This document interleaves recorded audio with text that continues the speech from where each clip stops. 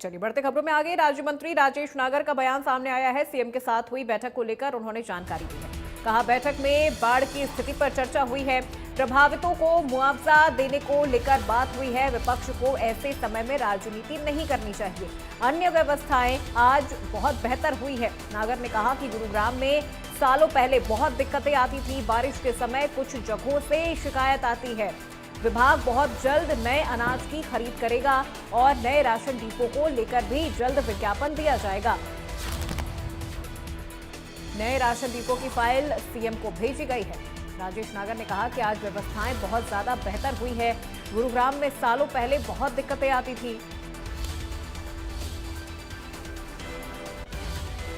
मंत्री नायब सिंह सैनी ने आज चंडीगढ़ में हरियाणा सिविल सचिवालय में अनऑफिशियल कैबिनेट की मीटिंग ली, जिसमें तमाम जो कैबिनेट मिनिस्टर्स हैं वो शामिल हुए। इस वक्त हमारे साथ मिनिस्टर राजेश नागर मौजूद हैं, उनसे बातचीत करते हैं।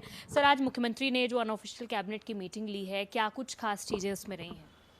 देखो, जो एक बाढ़ की स्थिति जो हमारे प्रदेश में आई और जो ज़िले और जो गांव में जो बाढ़ आई उसके तहत ही कि भाई अगर किसी का कोई नुकसान हुआ है या किसी की फसल का नुकसान हुआ है किसानों का, या किसी के घरों का नुकसान हुआ है, या कोई किसी का और नुकसान हुआ है, कोई भी क्षति हुई है, उसके लिए सभी मंत्रियों को अपने अपने विधानसभा में अपने अपने ज़िले में जहाँ जहाँ गाँव में जहाँ जहाँ बाढ़ आई है उसकी स्थिति का जायज़ा लेने के लिए एक आज ये बैठक मीटिंग बुलाई गई थी।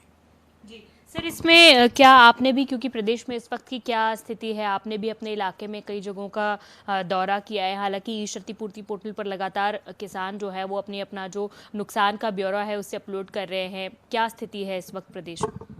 देखो, मैं अपने विधानसभा की बात करूं, मेरे कई गांव यमुना के साथ लगते हैं और मैंने सभी गांव का दौरा अपने डीसी के साथ और अधिकारियों के साथ किया।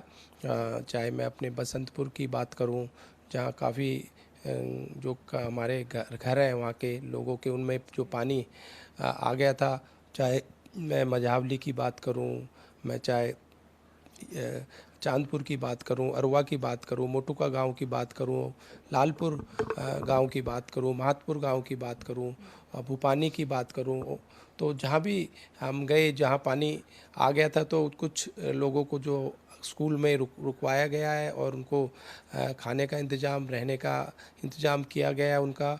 और एक बच्चा जो एक 11 साल का हमारे भूपानी गाँव का जो पानी में डूब गया था, उसको भी 4 लाख का चेक हमारे सरकार ने एक आर्थिक सहायता के लिए उसको दिया है। और जहाँ जहाँ मुआवजे मतलब फसल की खराबी हुई है उनको पोर्टल पे रजिस्ट्रेशन कराने के बाद उनको सबका मुआवजा भी जल्दी दे दिया जाएगा। सर, एक अपील भी की गई है कि सभी जो मंत्री हैं और सभी जो विधायक हैं वो अपना 1 माह का जो वेतन है वो मुख्यमंत्री राहत कोष में दें, क्योंकि पहले पंजाब और जम्मू कश्मीर की मुख्यमंत्री ने मदद की थी और अब हिमाचल के लिए भी जो है वो 5 करोड़ रुपए उन्होंने आज दे दिए हैं। तो पड़ोसी राज्य जो है वो भी आपदा प्रभावित है, तो कहीं ना कहीं सभी से जो सामर्थ्य लोग हैं उनसे भी अपील की जा रही है कि आप मुख्यमंत्री राहत कोष में जो है वो दान दें। देखो, हमारे मुख्यमंत्री जी का मैं अपना धन्यवाद करना चाहूँगा, जो उन्होंने हमारे हिमाचल को भी 5 करोड़ की जो सहायता दी है, पहले पंजाब को भी दी थी, उससे पहले जम्मू कश्मीर को भी दी थी। और उसके लिए मैं और अपने सभी साथियों से, अपने सभी व्यापारियों से, सभी उद्योगपतियों से जो भी मदद कर सकते हैं, ऐसी स्थिति जो ये आई है हमारे प्रदेश में और कई और प्रदेशों में, उसके लिए जो भी सहायता देना चाहें वो दे सकते हैं। और हमारे मुख्यमंत्री जी ने भी सभी मंत्रियों को और सभी विधायकों को 1 महीने का अपना वेतन देने के लिए जो कहा है, ये अच्छा एक उन्होंने एक कदम उठाया है। और सभी हमारे मंत्रीगण और सभी विधायक 1 महीने का अपना वेतन सीएम रिलीफ फंड में देंगे। बिल्कुल सर, सरकार इतने काम कर रही है और जिस तरह कल मुख्यमंत्री ने भी कहा कि क्योंकि मौका ऐसा है इसलिए इस पर राजनीति नहीं होनी चाहिए, लेकिन फिर भी विपक्ष जो है वो हर जगह सवाल उठा रहा है, कभी गुरुग्राम को लेके, कभी और इलाकों को लेके, कि लगातार जो है, और ये भी आरोप लगाए जा रहे हैं कि जो मुआवजा है वो बहुत कम दिया जा रहा है। तो आप कैसे देखते हैं विपक्ष के इस रवैये को? पहली बार जब से गुरुग्राम की में अगर हम बात करें, आप पीछे सालों में जाएंगे या पीछे जाएंगे तो कितना पानी भर जाया करता था जो अंडरपास थे या सड़कों पे।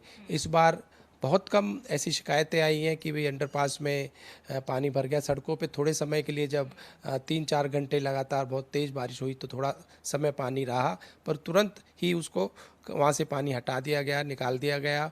और इस तरह की जो पहले शिकायतें आती थी गुरुग्राम में कि भाई बहुत घंटों जाम लगा रहता था या जाम लग जाता था पानी की वजह से या बारिश की वजह से, वो भी ऐसी शिकायतें नहीं आई। और सभी शहरों की अगर मैं बात करूँ, गुड़गांव के अलावा फरीदाबाद की और भी जो भी हमारे ज़िले हैं, सब में कहीं ऐसी कोई शिकायत नहीं आई कि भाई पानी जो है सड़कों पे भर गया या पानी की वजह से जाम लग गया।